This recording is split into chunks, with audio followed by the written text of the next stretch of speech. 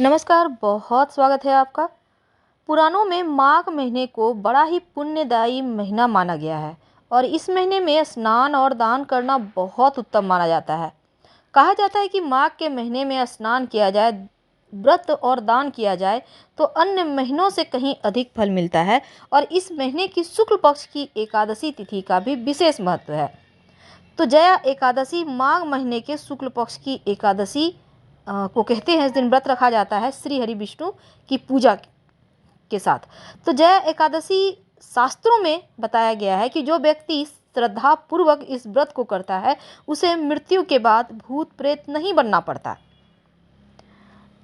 तो माघ महीने के शुक्ल पक्ष की एकादशी तिथि की शुरुआत 31 जनवरी मंगलवार की सुबह 11:55 से होगी और अगले दिन 1 फरवरी बुधवार की दोपहर 2:01 तक रहेगी। उदया तिथि 1 फरवरी को है, बुधवार के दिन, इसीलिए इसी दिन व्रत रखा जाएगा। तो पारण कब होगा? देखिए, इस बार जया एकादशी पर इंद्र नामक योग भी बना हुआ है और सर्वार्थ सिद्धि योग भी बना हुआ है। पारण होगा 2 फरवरी को सुबह 7:09 से सुबह 9:19 के मध्य। इसके पहले कि हम आगे बढ़े, 2 शब्दों में कहानी जरूर सुन लें क्योंकि जया एकादशी का व्रत कथा सुनने का विधान है। तो पौराणिक कथा के अनुसार इंद्र की सभा में एक गंधर्व गीत गा रहा था, लेकिन उसका मन अपनी प्रिया को याद करने लगा। इस कारण से गाते समय उसकी लय बिगड़ गई। इस पर इंद्र ने क्रोधित होकर गंधर्व और उसकी पत्नी को पिशाच योनि में जन्म लेने का श्राप दे दिया। पिशाच योनि में जन्म लेकर पति पत्नी कष्ट भोग रहे थे। संयोगवश माघ शुक्ल एकादशी के दिन दुखों से व्याकुल होकर इन दोनों ने कुछ भी नहीं खाया और रात में ठंड की वजह से वो सो भी नहीं पाए। इस तरह अनजाने में जया एकादशी का व्रत पूरा हो गया। तो इस व्रत के प्रभाव से दोनों श्राप मुक्त हो गए और पुनः अपने वास्तविक स्वरूप में लौटकर स्वर्ग पहुंच गए। देवराज इंद्र ने जब गंधर्व को वापस उनके वास्तविक स्वरूप में देखा तो वो हैरान रह गए। तो गंधर्व और उनकी पत्नी ने बताया कि उनसे अनजाने में जया एकादशी का व्रत हो गया और इस व्रत के पुण्य से उन्हें पिशाच योनि से मुक्ति मिल गई।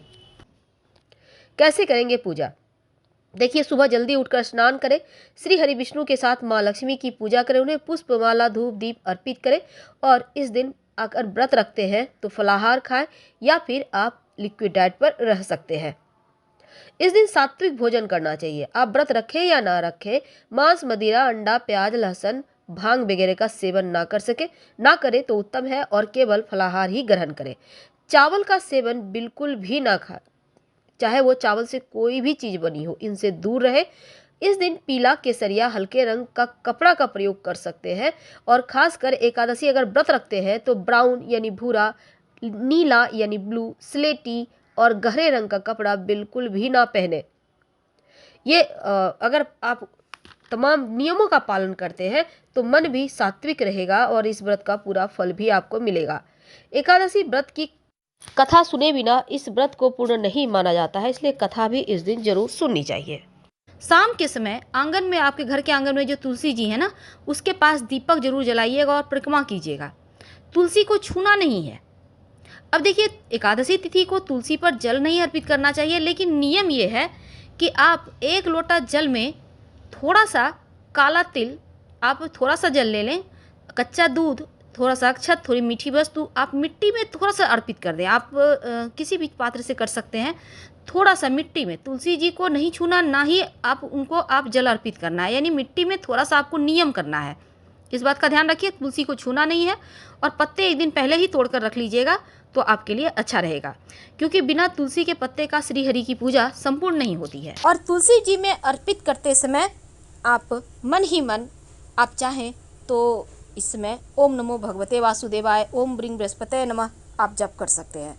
ऐसा करने से आपका गुरु भी बेहतर होगा, भाग्य अच्छा हो जाएगा। वैसे तो तुलसी जी जो है ना, उनकी पूजा करने से आपका बिगड़ा हुआ बृहस्पति भी बढ़िया हो जाता है। तो जब आप धूप दीप दिखाइएगा, जब आप पूजा पाठ कीजिएगा तो दीपक में एक लौंग जरूर डाल दीजिएगा, क्योंकि लौंग जो है ना आपकी मनोकामना को पूर्ण करता है।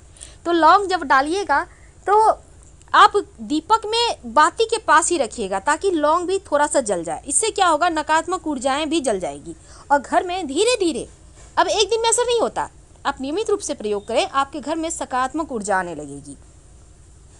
विशेष मनोकामनाओं की पूर्ति के लिए इस दिन विशेष भी प्रयोग किए जाते हैं। अब मान लेते हैं आपकी नौकरी नहीं लग रही, आपका व्यवसाय अच्छा नहीं चल रहा, घर परिवार में बहुत टेंशन है, अपना मकान का सुख नहीं है, तब एक छोटा सा टोटका कर लीजिएगा। शरण में आइए, किसी भी पास के मंदिर में जाकर सिंदूर घी या सिंदूर तेल मिक्स करके कटोरी में ले जाएं, किसी पात्र में ले जाएं और ले जाकर मंदिर के दीवार पर आप स्वस्तिक बना दें, उल्टा स्वस्तिक, याद रखिए सीधा नहीं उल्टा। और जब मनोकामना पूर्ण हो जाए तब जाकर सीधा स्वस्तिक बना दीजिएगा। उल्टा स्वस्तिक जो बनाइएगा उसमें बनाते समय अपने मन की बातें भगवान से कहिएगा कि प्रभु आपको नौकरी नहीं मिल रहा है तो बोलिए भगवान हमें कोई अच्छा सा जॉब दिला दो, और फिर आप उनको प्रणाम कीजिए, घर आ जाइए। जब पूरा हो जाए मन्नत तब सीधा स्वस्तिक किसी भी मंदिर में, आप जरूरी नहीं है कि उसी मंदिर में आपको बनाना है, आप कहीं और हैं तब क्या करेंगे, तब किसी भी मंदिर के दीवार पर सीधा स्वस्तिक बना दें, क्योंकि भगवान तो सब जगह एक ही है। बहुत सिंपल प्रयोग है और भगवान को आप चाहें तो कुछ मीठी वस्तु का प्रसाद का भोग लगा दीजिएगा। लेकिन एक बात याद रखिएगा, जब आप श्री हरि की पूजा करेंगे तो एक सिक्का उनको जरूर अर्पित कीजिएगा। सिक्का कोई भी हो सकता है, 1 का, 5 का या 10 रुपये का, कोई भी सिक्का, पर उनकी पूजा में सिक्का जरूर रखें। बिना दक्षिणा का पूजा ही पूर्ण नहीं होगा। और सिक्के को संभाल के रखें, अपने धन के स्थान पे रख सकते हैं, पर्स में रख सकते हैं, धन बढ़ाएगा। और साथ ही तुलसी के पत्ते पर हल्दी से श्रृंग लिखिए। श्रृंग माँ लक्ष्मी का मंत्र है, बीज मंत्र, और इस मंत्र की शक्ति बहुत है। और लिखने के बाद तुलसी के पत्ते को आप चाहें तो अपने माथे पर या नाभि पर रख के रात में सो सकते हैं, या आप संभाल कर अपने तकिए के नीचे रख लें, अगले दिन मिट्टी में दबा दीजिएगा। आपको जीवन की तमाम परेशानियों को ये तुलसी का पत्ता दूर करेगा। वैसे तो देखिए, श्रद्धा हो, भक्ति हो तो फिर हर एक वस्तु आपको लाभ देती है। तुलसी जी के नीचे एक दिया शाम में जलाइएगा जरूर। लेकिन तुलसी जी में आज के दिन अगर एक कच्चा सूत यानी मौली धागा आप अपनी मनोकामना कहकर बांध देते हैं तो आपकी मनोकामना भी पूर्ण होती है, और ये कच्चा सूत आपकी रक्षा करता है चारों दिशाओं से। व्रत रखने से आपके तमाम दोष पाप समाप्त हो जाते हैं, और आपके पितृ लोगों को भी उनके जो पाप हैं, जो वो कष्ट भोग रहे हैं, उनसे मुक्ति मिलकर वो बैकुंठ धाम को जाते हैं। पीपल के नीचे तो दिया जलाना ही है, लेकिन क्या आपको पता है बिल्वपत्र के पेड़ के नीचे अगर इस दिन एक मन्नत का दिया जला दें तो आपके सभी दोष भी समाप्त होते हैं, जीवन के कष्ट मिटते हैं। आप जलाएंगे, एक मिट्टी का दिया ले लें, 2 मुखा दिया यानी 2 बाती होगी, उसमें एक चावल का दाना रख दें और घी का दिया होगा, जाकर कहीं भी बेलपत्री के पेड़ के नीचे जला दीजिएगा। आपके जीवन की हर मुश्किलों से आपको बाहर निकलने के रास्ते मिलेंगे। ये एकादशी खास है, इसलिए तुलसी का पत्ता भगवान श्री हरि को अर्पित तो करेंगे ही, साथ ही तो इस दिन जब आप व्रत करेंगे तो स्नान वगैरह करके घर के मंदिर की सफाई करें और फिर पूरे घर में गंगा जल का छिड़काव करें। अगर गंगा जल ना हो तो जल में 1 चुटकी हल्दी डालकर पूरे घर में छिड़काव करें, बाकी बचा पानी किसी पौधे में डाल दें। फिर भगवान को गंगा जल से अभिषेक करें, उन्हें स्वच्छ वस्त्र अर्पित करें और फिर प्रतिमा को रोली और सिंदूर का टीका लगाएं। तुलसी के पत्ते या पुष्प भी अर्पित करें। इस तिथि के दिन पूजन में भगवान को आप पीले पुष्प जरूर अर्पित कीजिएगा। और एकादशी तिथि के दिन पीपल के पेड़ के नीचे दीपक जलाने का विधान है। इस दिन पीपल के पेड़ की पूजा करने का भी विधान है, क्योंकि धार्मिक मान्यताओं के अनुसार पीपल के पेड़ में देवी देवताओं का वास होता है, और इसलिए ऐसा करने से आपकी समस्त समस्या दूर होती है और देवताओं का आशीर्वाद मिलता है।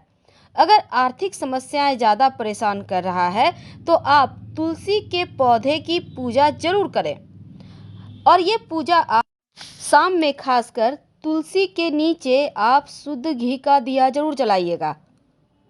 शास्त्रों में कहा गया है कि एकादशी तिथि पर तुलसी के वृक्ष को नहीं छूना चाहिए, लेकिन आप उसकी जड़ में मिट्टी में पूजा कर सकते हैं। अगर आप एक खास प्रयोग करें, आपके घर में जो तुलसी का पौधा है इसमें लाल मौली धागा जिसे हम कलावा कहते हैं लपेट दें, बांध दें, और अगर तुलसी के पास शालिग्राम भगवान है तो उनमें और तुलसी जी में दोनों में ही धागा इस तरह से करें कि दोनों को टच करते हुए बांध दें, तो सभी मनोकामना पूर्ण होती है। तो याद रखिए, भगवान की पूजा में आपको पीले रंग का पुष्प, फल, वस्त्र जरूर अर्पित करना है। श्री हरि की कृपा से समस्त मनोकामनाएं पूर्ण होगी। और भगवान को जब आप शाम के समय यानी रात में जब आप दिया जलाएंगे, रात 11 से 1 के बीच ही जलाइएगा। और अगर आप चाहें तो पूरी रात भी दिया जले, ऐसी व्यवस्था कर सकते हैं। तो इस तिथि का व्रत रखने से माना जाता है कि मोक्ष की प्राप्ति होती है मरने के बाद। फिलहाल आपसे विदा लेते हैं। जानकारी अच्छी लगे तब लाइक कर सब्सक्राइब करें। हर हर महादेव। धन्यवाद।